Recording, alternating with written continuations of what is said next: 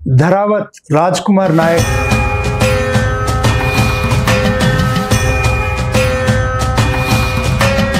అది ఏ పురస్కారం అన్న? అది ఉస్తాద్ బిస్మిల్లా ఖాన్, ఒక దేశ ప్రధాని धरावत राजकुमार नायक जी ने तेलंगाना के 31 जिलों में 101 दिन तक चलने वाली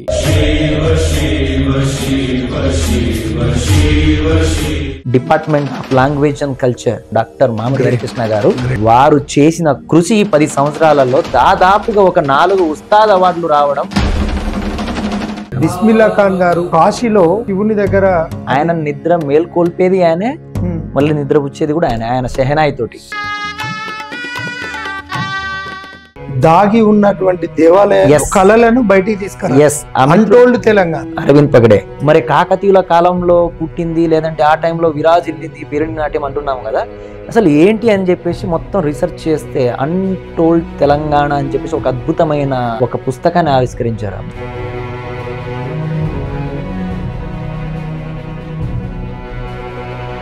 స్ట్రెంత్ తోటి ఉన్నటువంటి ఇట్లాంటి కళలు ఇప్పటి యువత ఎందుకు ఆదరిస్తలేరు? యువత ఎలా ఉందంటేనా, జర్మనీలో భగవద్గీత స్కూళ్ళల్లో ఉంటదన్న, భారతదేశంలో ఉండదు. ఇక్కడ ఒక డౌట్, 100 కోట్లు సంపాదిస్తాడు వాడు, అని కొడుకు కరెక్ట్ లేకపోతే ఎందుకన్నా వాని జీవితం? రాజ్ కుమార్ అన్న ఒక హిందువా ఒక ముస్లిమా అని అడుగుతున్నా. Be with the culture and stand for the nation అని చెప్తా.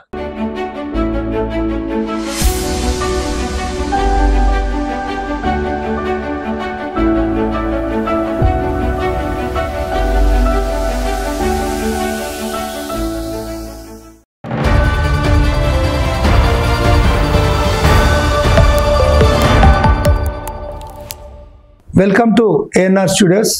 మన స్టూడియోకు ఈరోజు వచ్చినటువంటి ఒక గొప్ప వ్యక్తిని మనం పరిచయం చేసుకోబోతున్నాం. ఎందుకంటే ధరావత్ రాజ్ కుమార్ నాయక్ అనే ఒక గొప్ప వ్యక్తి, పేర్ని నాట్య కళాకారులు.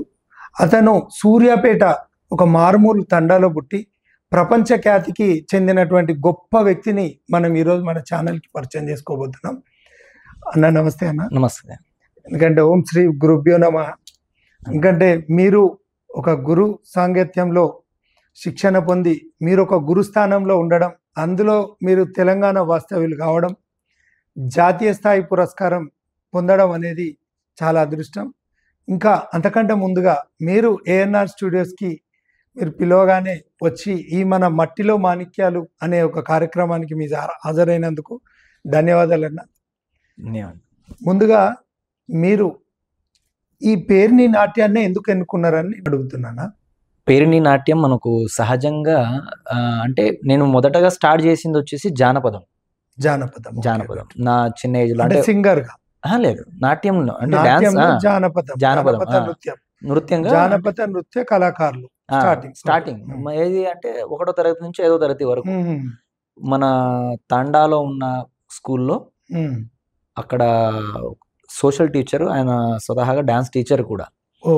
సో వారి ఆధ్వర్యంలో జానపదం నేర్చుకొని అప్పుడే భారతదేశం అంతటా ప్రోగ్రామ్స్ ఇవ్వడం జరిగింది ఆ ఏజ్ లో. సో అది గమనించిన మా బాబాయ్, ఎవరైతే కార్ డ్రైవర్ గా చేస్తున్న కరుణాకర్ మా బాబాయ్ గారు, ఎక్సలెంట్, అది గమనించి నన్ను తీసుకెళ్లి, ఇప్పుడు నేను అంటే మొదటగా క్లాసికల్ ఎక్కడైతే నేర్చుకున్నానో శాస్త్రీయ నృత్యం, అప్పుడు ఆంధ్ర నాట్యం అని ఉండే, తాండా నుంచి టౌన్ కి బాబాయ్ గారు తీసుకెళ్ళి అక్కడ పరిచయం చేశారు అనమాట. ఎక్సలెంట్. సో ఆ పరిచయం కాస్త నాకు ఇక లైఫ్ ని టర్నింగ్ పాయింట్ అయిపోయింది. ఇంకా మీరు పట్టేసుకున్నా అంతే. 5వ తరగతి వరకు మనకు ఊర్లో స్కూల్ ఉంటుంది, ఇక అక్కడి నుంచి టౌన్ కి వెళ్ళాలి 6వ తరగతి అని చెప్పేసి ఆ టైంలోనే తను తీసుకెళ్లి పరిచయం చేయడం. ఫస్ట్ డే వెళ్ళినాం, పరిచయం చేశారు. ఆయన ముస్లిం, అఫ్జల్ పాషా. ఏది మీ గురు? మా గురు. ఎవరైతే ఈ శాస్త్రీయ నృత్యాన్ని నేర్పిస్తున్నారో, ఆంధ్ర నాట్యమైన నృత్యాన్ని, వారు స్వతహా ముస్లిము, మన తెలుగు పండిత్ కూడా, మళ్ళీ టీచర్. సో మొత్తం మన హిందూ నల్గొండ, కానీ సూర్యాపేటలోనే ఉంటారు వారు. మొత్తం మన తెలుగు ట్రెడిషన్ ని ఫాలో అవుతారు. గ్రేట్, చాలా గొప్ప విషయం అది. సో మొదటగా తీసుకెళ్ళి మా బాబాయ్ ఏం చేశారంటే, 1 డే అలా ఉన్నాను, వచ్చేసాను నేను వెంటనే అదే సాయంత్రానికి. ఎందుకంటే స్కూల్కి వెళ్ళాలి, వచ్చేయాలి, డైలీ అప్ అండ్ డౌన్ చేసేవాడిని.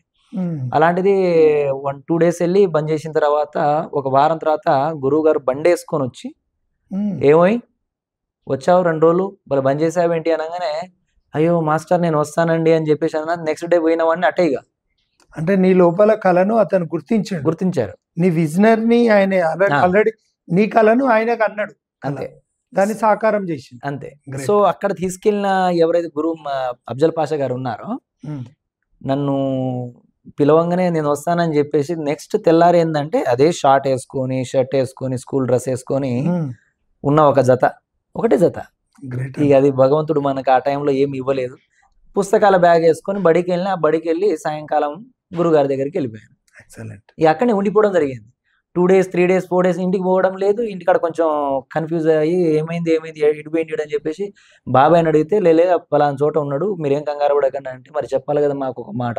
బస్ అక్కడికి క్లోజ్. ఇక అంటే నా స్కూలు ఒకటి, ఇటు డాన్స్ ఒకటి, ఈ 2 కమాండ్ అయినా జానపదం నుండి శాస్త్రీయానికి బాబాయ్ ద్వారా ఒక ముస్లిం ఇక్కడ గురువు. మనకు ఒక అంటే నేను వింతగా అంటే యాక్చువల్లీ ఒక ముస్లిము మీ గురువు ఆయన అందులోపల ఈ దీనికి సంబంధించిన పేరుని శాస్త్రీయాన్ని. శాస్త్రీయ సంగీతంలో ఆయన ఉండడం, అందులో ఆయన తెలుగు పండిట్ అవ్వడం, అవును అందులో మీకు దొరకడం, మిమ్మల్ని ఉండడం అంటే ఇక్కడ నిజంగా చూస్తే అంటే ఇక్కడ ఒక్క విషయం అంటే ఒక్క నిమిషం పక్క పెడితే మనం అనుకుంటాం అంటే దేశం మొత్తం కుల మతాలకు ఇలాంటి పేటరేగుతున్నటువంటి సందర్భంలో ఇది ఇట్లాంటిది ఒక గుడ్ మెసేజ్ అనుకుంటాను. చాలా చాలా గుడ్ నేను really this is the first time నేను వినడం అనేది. అదే అంటే ఈ శాస్త్రీయ నృత్యాన్ని. ప్లాట్ఫామ్ లో నృత్యంలో ఒక ముస్లిం గురువు గారు ఆయన నీలాంటి శిష్యులను తయారు చేసి మీరు జాతీయ పురస్కారం తీసుకున్నా అని చెప్పి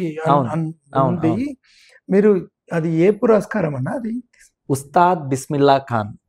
నాకు అంటే ఏ కళలో ఇచ్చారు మీకు? అది పేరిణి నాట్యంలో. పేరిణి నాట్యంలో ఉస్తాద్ బిస్మిల్లా ఖాన్. ఎస్ అండి. ఇది ముస్లిం పేరు కదన్నా, దీనికి పేరునికి ఏం సంబంధం? సో అందరికి చాలా మందికి వచ్చే డౌట్ ఇదే. ఉస్తాద్ బిస్మిల్లా ఖాన్ అంటే బిస్మిల్లా ఖాన్ అనే పర్సన్ ఎవరైతే ఉన్నారో వారు సెహనాయి వాయిస్తారు. ఆయన భారతరత్న అవార్డు. వావ్. ఆయన సెహనాయి వాయిస్తే శివుడు లేస్తాడు, మళ్ళీ ఆయన సెహనాయి వాయిస్తే శివుడు పడుకుంటాడు. ఇది ఒక గొప్ప క్రియ, ఒక గొప్ప విషయం. ఇది ప్రపంచానికి ఏంటంటే అంత పెద్దగా తెలియదు. ఎందుకంటే మనం ఎటుబడి ఏమైనా ఉంటే బిజినెస్ పరంగా చూస్తాము, లేదంటే పొలిటికల్ పరంగా చూస్తుంటాము. కానీ కల్చర్ని ఎప్పుడైతే అడాప్టేషన్ చేసుకుంటామో అప్పుడు మనకు అర్థమవుతుంటుంది ప్రతిదీ కూడా.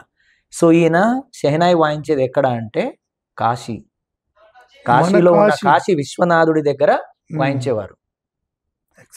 సో ఇప్పుడు అతను బ్రతుకున్నాడు? లేదు, ఆయన చనిపోయిన తర్వాత ఆయన పేరు మీదుగా ఈ ఉస్తాద్ బిస్మిల్లా ఖాన్ అనే యువ పురస్కారాన్ని కేంద్ర ప్రభుత్వం అంటే అనౌన్స్ చేయడం జరిగింది. అక్కడ నుంచి యువ పురస్కారం అంటే 40 సంవత్సరాల లోపు ఉన్న వారికి ఇది ఒక గొప్ప అవార్డు అనమాట. ఒక పద్మభూషణ్ లాంటిది, నాట్ ఓన్లీ పద్మశ్రీ,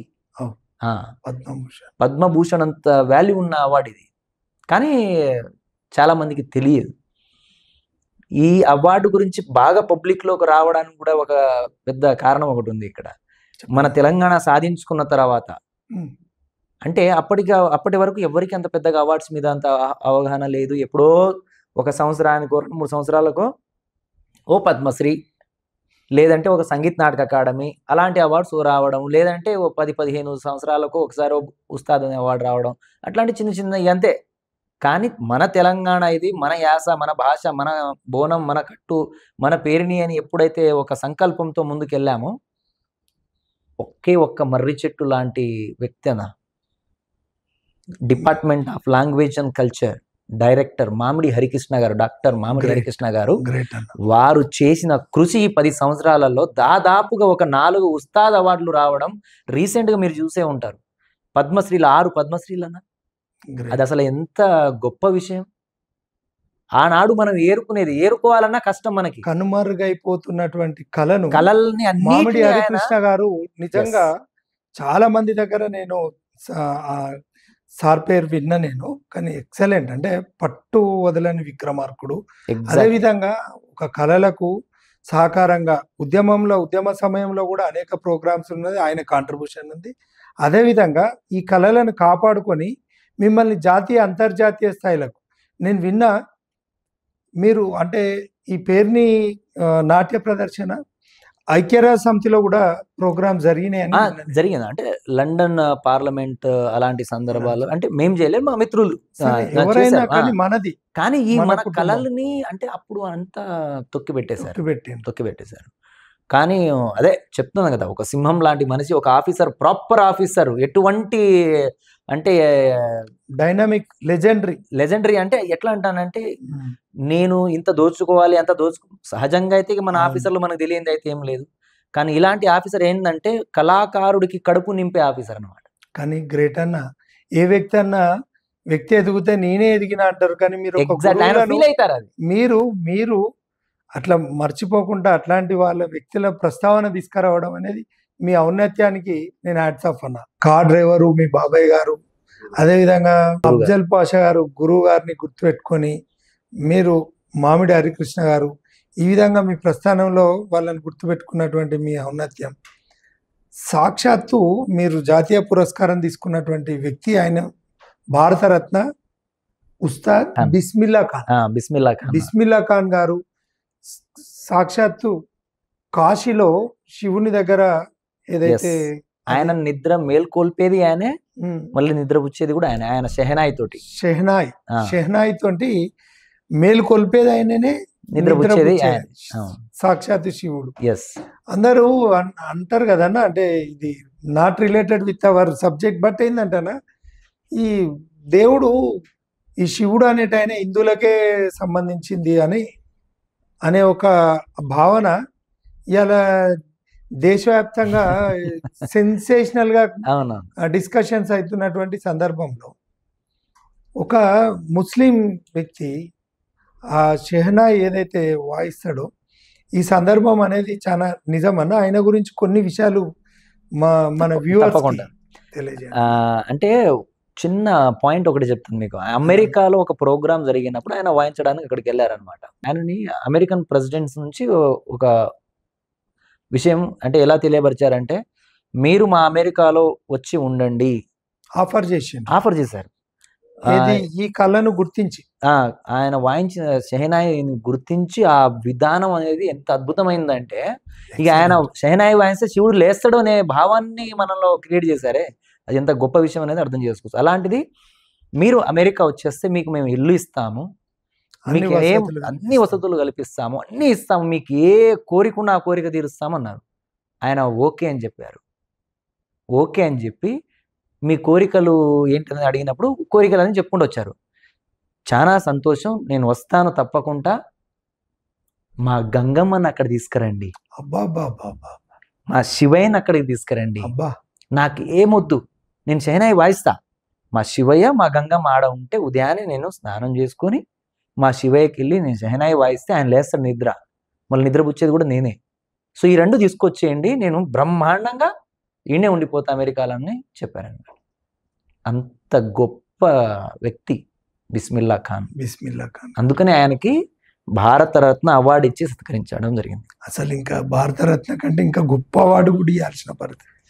అంటే సో కాల్డ్ హిందువులమని చెప్పుకునే కొంతమంది హిందూ ముసుగులల్లా కూడా కొంతమంది ఈ కులమత భేదాలు చూపించే క్రమం ఏదైతే తీస్తున్నారో, కానీ ఇది ఒక నిజంగా ఇది అందరు కూడా చర్చించుకునే అంశం.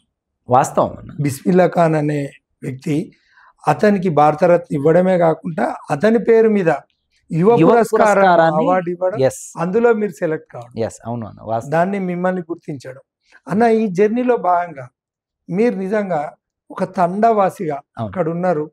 వాస్తవానికి ఇది ఒక దేవుడు వరం ఇచ్చినట్టే అని నేను అంటానన్న, దానికి మీరు ఒప్పుకుంటారా? 100%. అంటే దాని వెనుక మీ కృషి ఉన్నది, మీ తల్లిదండ్రుల సపోర్ట్ ఉంటుంది, మీ గురు సాంగత్యం ఉంది. గురువు 2 రోజులు 3 రోజులు రాకపోతే ఆయన బండేసుకొని ఆయనే మళ్ళీ ముస్లిం ఇంటికి వచ్చి తీసుకుపోవడం, అంటే నీకు ఒక దైవ సంకల్పం ఉన్నది కాబట్టి దైవాజ్ఞ ప్రకారంగానే మీరు ఇంత స్థాయికి ఎదిగినరు. అయినా మీరు ఒక గొప్ప వ్యక్తిగా ఎదగడానికి ఏమైనా మీకు ఒక అంటే నీకు అలాంటి ఏమైనా జ్ఞాపకాలు, సందర్భాలు, ఒడిదుడుకులు ఎదుర్కొని ఉంటేనే ఈ పరిస్థితికి వస్తారు కదన్న. అయితే ఇక్కడ దైవ సంకల్పం అంటే వాస్తవానికి నేను నమ్మే ప్రకృతి, విశ్వం, ఆ ఈశ్వరుడే. ఎక్సలెంట్. ఎందుకంటే ఈ ప్రకృతిని ఎప్పుడైతే మనం ప్రేమించడం స్టార్ట్ చేస్తామో, ఈ విశ్వాన్ని మనం ఎప్పుడైతే నమ్ముతామో, ఆ ఈశ్వరుడిని బాటలో ఎప్పుడైతే నడుస్తామో, అంతా తానై నడిపిస్తున్నాడని ఎప్పుడైతే ఫీల్ అయితే మనల్ని ఆయన ఆటోమేటిక్గా ముందు దారికి తీసుకెళ్ళిపోతాడు. అంటే నడిచే దారి ఎప్పుడైతే క్లియర్గా, స్పష్టంగా, స్వచ్ఛంగా ఉంటుందో, మనకు ఆ ప్రకృతి మనం చెప్పే ప్రతి మాట వింటది. ఎక్సలెంట్. ఇది ధర్మం అన్న. హిందూ అంటే ఏదో నేను ఆ దేవుణ్ణి ఇదే, హిందూ అంటేనే ధర్మం, ధర్మం అంటేనే హిందూ. ఈ చిన్న లాజిక్ ని మిస్ అయిపోయి శివయ్య మావుడు, శివయ్య ఆయన, ఇది అట్లా అని ఓన్ చేసుకోవడం. అటు పోతే అల్లా అయినా జీసస్ అయినా వాళ్ళు మాట్లాడిందల్లా ఒకటే ధర్మాన్ని మాట్లాడారు తప్పించి ఇంక వేరే ఏం మాట్లాడలేదు. ధర్మాన్ని మాట్లాడి కాబట్టే వాళ్ళు దేవుని రూపంలో ఒక అంతే పూజకు అర్హత పొందగలుగుతున్నారు. అంతే. కానీ ఇవన్నీ కూడా ఇలాంటివి చూస్తే ఇవన్నీ కూడా వ్యక్తులకు సంబంధించింది కాదు. దీన్ని ఒక రాజకీయం చేస్తున్నారని అనుకోవచ్చు. 100% అనుకోవచ్చు. కాకపోతే మనం రాజకీయాల సైడ్ అంత పెద్దగా మీరు కూడా చూపం కాబట్టి ప్రజాస్వామ్య వ్యవస్థలో మీరు ఒక అయ్యో తప్పకుండా. ఎందుకంటే ఈ రోజు ఇంత స్థాయిలో రావడానికి కూడా ఆ ప్రజలే కారణం కాబట్టి, నేను నమ్మే ధర్మం ఒకటే, ఆ ప్రకృతిని, ఆ విశ్వాన్ని, ఆ ఈశ్వరుడే మొత్తం మూల కారణం కాబట్టి నేను ఆ పాయింట్ ఆఫ్ వ్యూలోనే వెళ్తాను. ఈ రోజు ఈ స్థాయిలో నిలబడ్డాను కూడా దానివల్లనే. నేను చిన్న స్థాయి నుంచి, అంటే చిన్నప్పుడే నేను అంటే జనరల్గా మెడిటేషన్ చేసేవాడిని, కానీ అది మెడిటేషను అని నాకు తెలియదు. చాంటింగ్ చేసుకునేవాడిని బ్రహ్మాండంగా. సో ఒకానొక టైంలో నాకు ఈ ఆంధ్రనాట్యం అప్పుడు గురువు అఫ్జల్ పాషా గారి దగ్గర ఉన్నప్పుడు కూడా వారు మంచిగా నటరాజ స్వామి గారికి వారు మంచి పూజ చేసేవారు, బ్రహ్మాండంగా బొట్టు పెట్టుకునేవారు, అన్ని చేసేవారు. నాట్యం నటరాజ కళాకృష్ణ గారే కదా.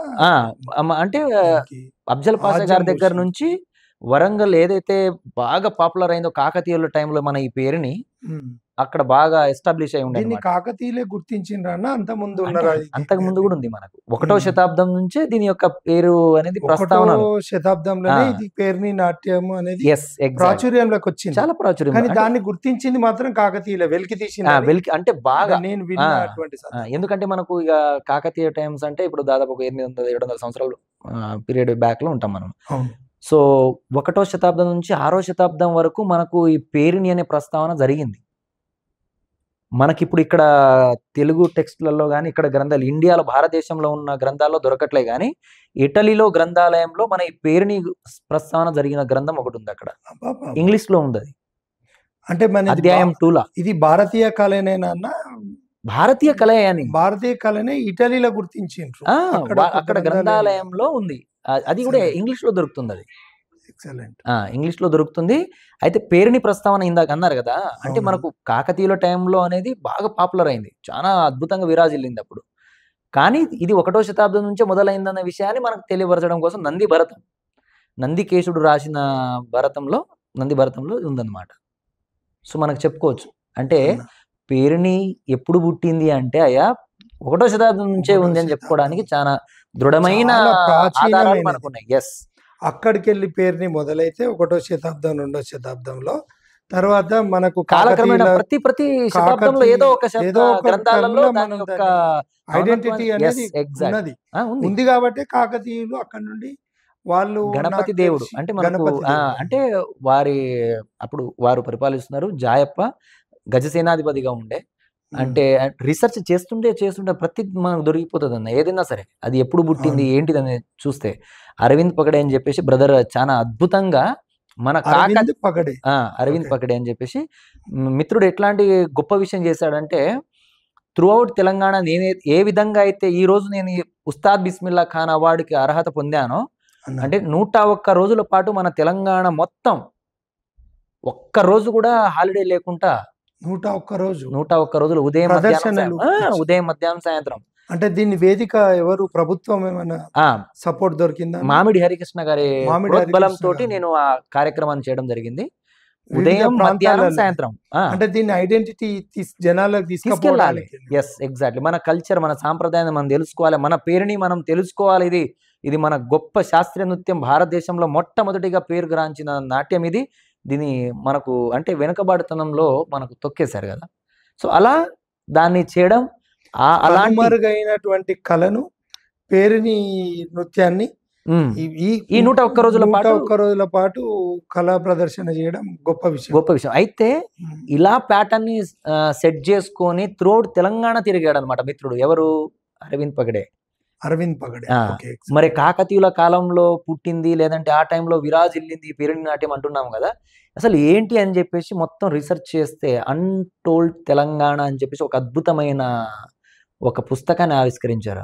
అన్టోల్డ్ తెలంగాణ ఏందయ్యా అంటే దేవాలయాలు, ఊహించని దేవాలయాలు, ఊహించని హిస్టారికల్ ప్లేసెస్ ని కనిపెట్టాడు అనమాట. అంటే తెలంగాణలో దాగి ఉన్నటువంటి దేవాలయ కళలను బయటికి తీసుకురా అన్టోల్డ్ తెలంగాణ అనే ఒక మంచి బుక్ ని రిలీజ్ చేశారు. దానికి కూడా మళ్ళీ హరికృష్ణ గారి సపోర్ట్. అయితే ఈ మిత్రుడు ఏం చేశాడంటే వెతుకులాడుకుంటా ఈ కాకతీయులు ఎక్కడ వరకు విస్తరించారని చెప్పేసి మొదలు పెడితే ఛత్తీస్గఢ్ లో బస్తార్ లో విస్తరించి ఉన్నారని తెలుసుకున్నాడు. మనకు కాకతీయ మహారాజులు ఇప్పటికీ ఉన్నారనే విషయాన్ని అవును అంటే తను తెలుసుకున్న తర్వాత మాత్రమే తెలిసింది. అయితే తను ఏం చేశాడంటే ఇప్పుడు ఏదైతే ఈ తెలంగాణలో ఉన్న ఈ టెంపుల్స్ కానీ అన్నిటినీ రీసెర్చ్ చేస్తూ ఇక దేశం మొత్తం అంటే ఎంతవరకు వ్యాపించింది మన ఈ కాకతీయులదని మొత్తం రీసెర్చ్ చేశారు. చాలా మన ఒక తెలంగాణే కాదు, ఆంధ్రప్రదేశే కాదు, చాలా వరకు వ్యాపించి ఉన్నారనమాట. ఛత్తీస్గఢ్ లో అంటే వాళ్ళ యుద్ధాలు అంటే ఇక కాలక్రమేణా వాళ్ళ యుద్ధాలు ఫెయిల్ అవ్వడం ఎట్లా జరిగి ఇక వాళ్ళు ఒక దారి పట్టారనమాట. దారి బట్టి ఛత్తీస్గఢ్ లో బస్తర్ అనే ఊరికి వెళ్ళి అక్కడ కాకతీయులు ఉన్నారనే ఉన్నారు. ఒక గ్రామం కాదన్న, దాదాపుగా ఒక 7 నుంచి 9 జిల్లాలు అనుకుంటా, ఇఫ్ ఐఎమ్ నాట్ రాంగ్. కొన్ని జిల్లాలకు ఆయన ఒక గ్రిప్, ఒక మహాదేవుళ్లాగా ఉంటాడు ఆయన అక్కడ. మహారాజులానే సేమ్ యాజ్ ఇట్ ఈస్ గా ఆ టైంలో ఎలా ఇలా పట్టుకొని ఆయన పక్కన 2 మనుషులు ఇలా ఊపుతుంటారు, అలానే ఆ రాచరికమే ఇంకా ఉంది, అద్భుతంగా కొనసాగుతుంది. ప్రధాని గారు ఎక్కడికైనా వెళ్ళాలంటే సెక్యూరిటీ ఏం చేస్తారు, మొత్తం చెక్ చేస్తారు. కానీ ప్రధాని వాళ్ళ ఇంటికి వెళ్తే సెక్యూరిటీ నో చెకింగ్, డైరెక్ట్ వెళ్ళిపోవచ్చు లోపలికి. ఈవెన్ సెక్యూరిటీ కూడా లోపలికి వెళ్ళదు. అంత గొప్ప వ్యక్తి ఇంకా బతికే ఉన్నారు. వాళ్ళ రాజ్యం అలా నడుస్తుంది. ఆ మహారాజు ఉన్నారు, ఆయన తీసుకొచ్చారు తెలంగాణకి. ఈ మిత్రుడు చాలా గొప్ప విషయం అన్న. అంటే పేరుని రిలేటెడ్ ఈయన అక్కడ ఉన్నటువంటి విషయాన్ని అన్టోల్డ్ తెలంగాణ ద్వారా వెలికి తీస్తేనే దీన్ని ఇక్కడ బయటకు వచ్చింది అనేది వాస్తవం. అవును. అంటే నేనేమంటా అంటే మన మట్టిలో దాగి ఉన్న ఏదైనా సరే మనం వెతికి తీయొచ్చు అని చెప్పేసి ఒక చిన్న కాన్సెప్ట్ మీదనే ఈరోజు నేను కావచ్చు, అరవింద్ ఆర్య కావచ్చు, అలాంటి చాలా మంది గొప్ప గొప్ప యువకులు దీని మీద రీసెర్చ్లు చేసి పేరిణి నాట్యం ఉందా, ఇంకా ఎక్కడ ఏంటి అని, అసలు దీనికి రిలేటెడ్ కాకతీయులకు రిలేటెడ్ ఏంటి అని వెతుకులాటలు తను దొరికిన పెద్ద గిఫ్ట్, ఆనిముత్యం. ఈ రోజు ఆ మహారాజ్ గారు అరవింద్ ఆర్యకి ఎంత దగ్గర అంటే అంత దగ్గర. ఇట్లా ఫోన్ చేస్తే ఎత్తుతారు ఆయన, అంత గొప్ప మనిషి. సో ఇక్కడ పేరుని ఏంటంటే విశ్వవ్యాప్తం అయిందని చెప్పడానికి చాలా గొప్ప నిదర్శనం. మనకి భారతదేశం అంతటా పేరుని మారుమ్రోగింది ఆనాడు. ఇక్కడ ఉన్నటువంటి సందర్భంలో మన కాకతీయులు ఎందుకంటే 1వ 2వ శతాబ్దంలో ఉన్నది. సరే రీసెంట్ మనం కాకతీయుల గడ్డ మీద, మనం ఓరుగల్లు గడ్డ మీద తెలంగాణ అడ్డా, ఈ అడ్డా ప్రాంతంలో మన పేరుని అనేది బాగా ప్రాచుర్యంలోకి వచ్చింది అయితే వాస్తవం. దీన్ని అయితే మీరు ఒప్పుకుంటారు. కానీ మన కాకతీయులది కూడా ఇప్పటికి కూడా మనకి ఇప్పుడు ఛత్తీస్గఢ్ తర్వాత మనం ఎంత గొప్ప అంటే పేరుని నాట్యం అనేది ఆ గొప్ప ప్రాచుర్యంలోకి వచ్చినటువంటి సందర్భంలో ఇంకొక విషయం మనం ప్రస్తావించుకుందాం. మన రామప్ప ఆలయం పైన కూడా పేరుని వాళ్ళు కట్టించిందే కదా, చక్కనాలు అవన్నీ కూడా ఇప్పటికుంటాయి. అదే రామప్ప దేవాలయాన్ని యునెస్కో గుర్తించింది. అవునండి, చాలా గొప్ప విషయం. అవును, హ్యాట్స్ ఆఫ్. ఎందుకంటే మన రామప్ప దేవాలయాన్ని యునెస్కో గుర్తించడం, ఇక్కడ ఇవన్నీ వస్తే మీరు ఒక వింతగా రాజ్ కుమార్ అన్న ఒక హిందువా ఒక ముస్లిమా అని అడుగుతున్నా. నేను హిందూ అనే అంటాను, అన్ని కులాలు మనయే, నేను ఒక మనిషిననే చెప్పగలుగుతాను. నీకేందన్నా, నువ్వు ఒక హిందువు, నీకు ఒక గురువు కృష్ణ అంటే ముస్లిం గురువు, తర్వాత నీకు అవార్డు వచ్చింది కూడా ఒక గొప్ప ముస్లిము, ఒక గొప్ప ముస్లిం. ఆయన పేరు ఉచ్చరించే బిస్మిల్లా ఖాన్ అని ఉచ్చరించే ఒక అదృష్టాన్ని నీ ద్వారా రావడం నా అదృష్టంగా భావిస్తున్నాను. ఎందుకంటే అంత గొప్ప వ్యక్తి, సాక్షాత్తు ఆయనే వాయించేది ఏదైతే షెహనాయి తోటి శివుడు మేల్కొల్పు మేల్కొల్పు అండ్ నిద్ర కూడా నిద్ర బుచ్చడం అనేది ఏదైతే అంటే సుప్రభాతం మనకు ఏడుకొండల వారు సుప్రభాతం లెక్క అలాంటి గొప్ప సంస్కృతిలా ఉన్నటువంటి మన భారతదేశంలో ఆ యువ పురస్కారాలు గుర్తించి మనకు మీకు ఇవ్వడం మీకు దక్కడం ఇది ఉందన్న. ఇప్పుడు మీ వ్యక్తిగతంగా మీరు ఎన్నో ఒడిదుడుకులు ఏదో సామాన్యమైన మారుమూల ప్రాంతంలో అంటే మట్టిలో మాణిక్యం, మీరు దొరికిన మట్టిలో మాణిక్యం భారతదేశానికి ప్రపంచ స్థాయి గుర్తింపు పొందినటువంటి వ్యక్తిగా ఎదిగిండ్రు మీరు.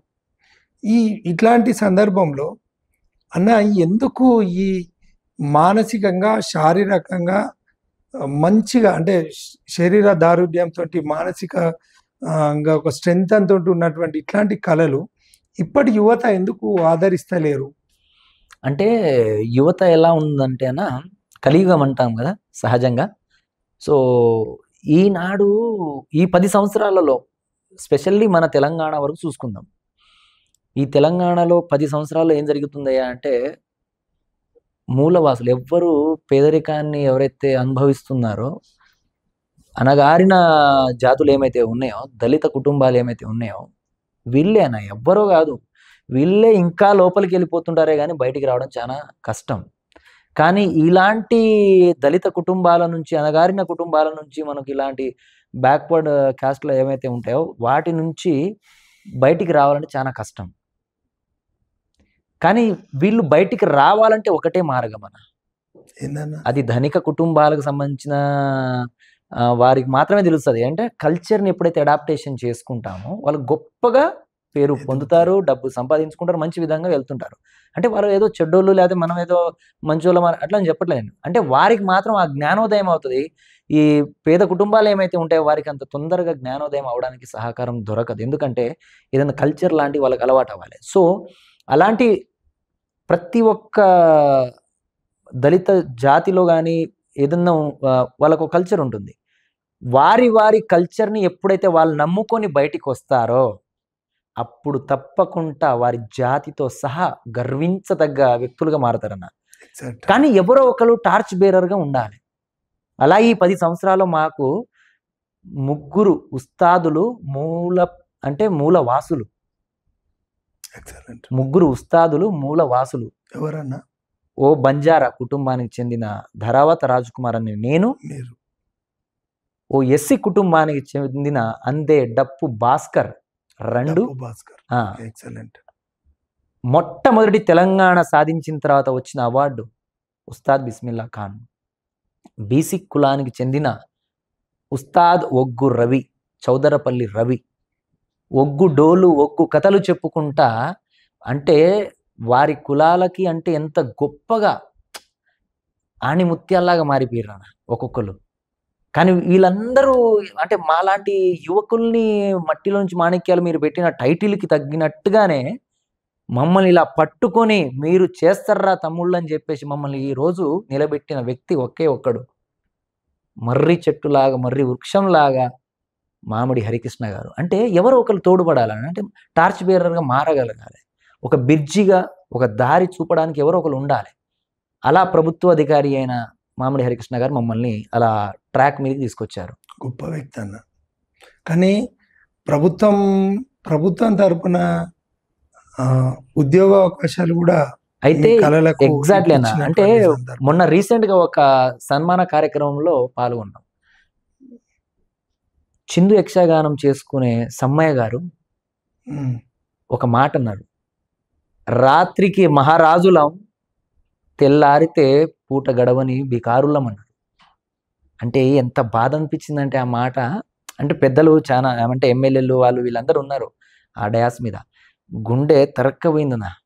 అంటే ఎంత బాధ అనిపించిందంటే అరే వాస్తవం కదా, మనం ప్రోగ్రామ్ చేస్తాం, ఆ సందర్భం వరకు అందరూ సప్పట్లు కొట్టి వా వా వా వా అంటారు. మరి ఒక్క మనిషి ఆ చిందు యక్షగానంలో మొట్టమొదటి అంటే పద్మశ్రీని సంపాదించారంటే ఎంత గర్వకారణం.